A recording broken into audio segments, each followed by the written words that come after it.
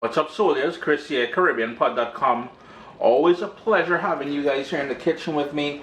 What you're looking at there is channa and aloo, or chickpeas with potato. Well, curry chickpeas with potato. Now, we've done this recipe before. We've done it using canned chickpeas. So that one was a very quick recipe. This one here is a bit more time consuming, but I'm telling you, this is the way to go, man. Once you have the time, you will take some dried chickpeas. You know what? Just watch the video. You're going to love it, man. The very first thing we've got to do, and this has been soaking overnight in water. Typically, you would do it for about 4 to 6 hours, and this is what it would look like dry. This is the dried chickpeas. Here I've got, believe it or not, 2 cups of dried chickpeas, which has been soaking overnight in 4 cups of water. And they're nice and plump now. Just look how big the grains are compared to what we're seeing here.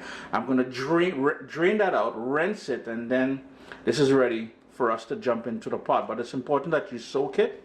That's the only way you're going to get it nice and tender and to the sort of texture and consistency for that great curry chana and aloo or potato with chickpeas.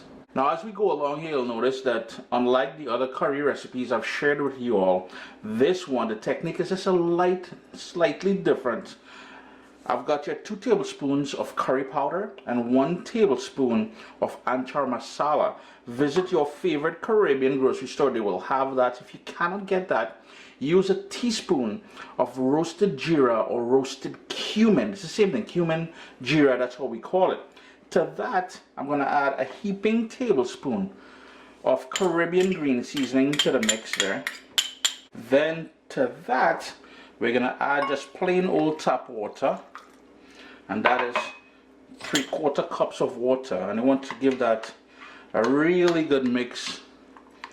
And that's going to become our sort of slurry, our curry base there. And just look at the niceness already getting there. And remember, we're getting all those herbal notes. If you're new to Caribbean cooking, that Caribbean green seasoning is basically a puree of all the herbs along with garlic and seasoning peppers and everything we like using when we marinate meats, seafood. And as in this case, that's a big piece of garlic that's in that Caribbean green seasoning. And in this case, we're using it on our favorite vegan or vegetarian curry. We've got a nice big heavy pot on a medium flame, and I like looking at myself. I like using olive oil. If you want to use vegetable oil, whatever you like using, certainly do that. I'm going to turn my heat down to low because that oil is already warm in there. And here's where we're going to add that curry niceness to the pot there.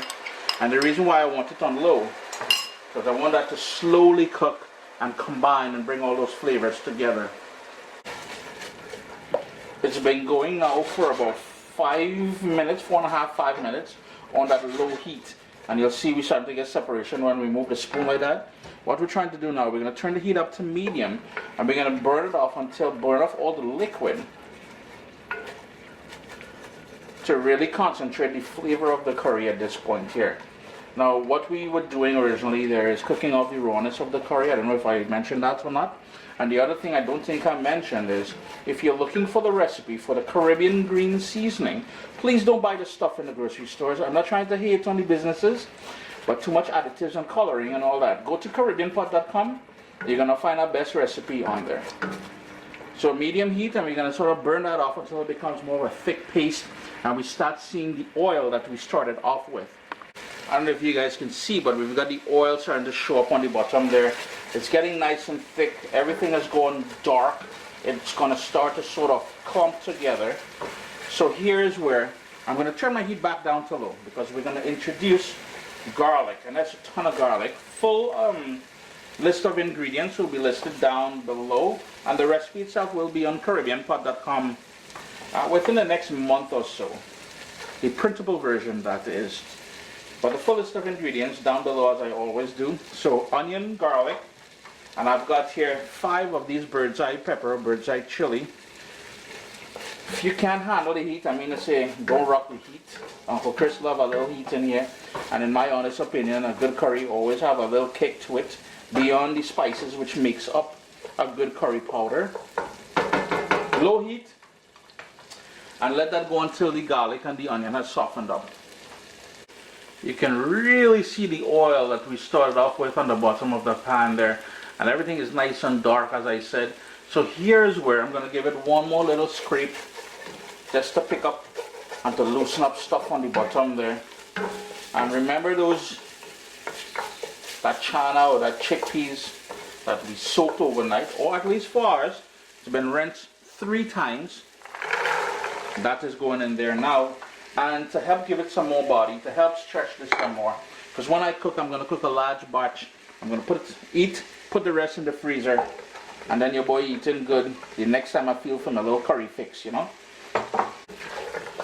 Then you would want to crank up the heat, but before we do so, let's give this a quick stir. I'm going to crank up my heat now to medium-high.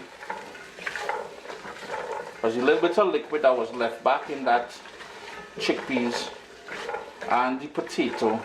Yeah, I had the potato soaking in water because I didn't want it to go discolored after I peeled and cut them up. And you'll notice the potato, large pieces, because as this cooks, that's going to break down and help give the entire dish that body, that thickness, that nice thick gravy. Hey, Roti begging for some love with this when I'm done, you know. Yeah. We're going to hit it with salt. And remember, later on you can also taste and adjust that salt. So don't go too heavy at this point with the salt. But the point is we do need some salt at this point here, just to help enhance all the flavors that we got going on in there. And you notice how simple this recipe is, eh? Most of the stuff you have in your fridge already. To bring it all together, remember we cranked up the heat. You need water. And I'm going to put a bit more water just so it covers everything. Turn my heat up to high, and I'm going to bring that up to a boil, because that is where we're going to start braising this. About 4 minutes later, we've got that bubble starting to happen there. So we're going to give it a quick stir. We're going to turn our heat down to a simmer, so maybe low, medium, low. We're going to put the lid on there, and we're going to leave it slightly ajar. That little crack there is to vent everything. And we're going to cook it until everything is tender and start falling apart. It's been going now for about an hour and 15 minutes, and everything is starting to fall apart. Here's where you're going to do 3 things to personalize this a bit. 1, taste it for salt and adjust it. Now during the cooking process, I did add some more water. I added another cup of water to it. So if you want to add some more water to here, you can certainly do that. And you'll notice all of the chickpeas, while they're tender, and what I did was, just going to squeeze one and show you how easy it is to break down. What I want to do, because they're so whole, I'm going to take my potato masher and I'm going to mash some of these chickpeas. But what I want that potato to hold some of its integrity. And remember we said we kept them big because we know during the cooking process they were going to get smashed or break down. So all I'm going to do is crush some of that chickpeas. I'm going to add another cup of water to this, bring it back up to a boil, and then we're all done. Notice how nice and thick it got there? Got a lovely consistency. I did add water, so it's one of those things where you got to keep adjusting the liquid volume in here to your own liking. The last thing I'm going to do is parsley. Yeah, conventionally thinking you would add shadow benny, which is culantro or cilantro.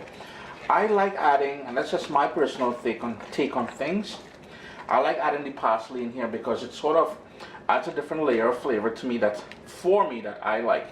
Chris here, CaribbeanPot.com. Always a pleasure having you guys here in the kitchen with me. Let me see if I can tighten that up a little bit more so you can see what we got going on here. Do give this recipe a try. So simple, and it's something very traditional for the most part. This is the way we would have done it before there was all that canned chickpeas or tin chickpeas that we would use. A lovely recipe, man. Vegan, vegetarian. Oh, if you're doing this one gluten-free, pay attention to the curry powder that you use. Some of them tend to have flour as a thickener and a filler in there, so be mindful of that, all right?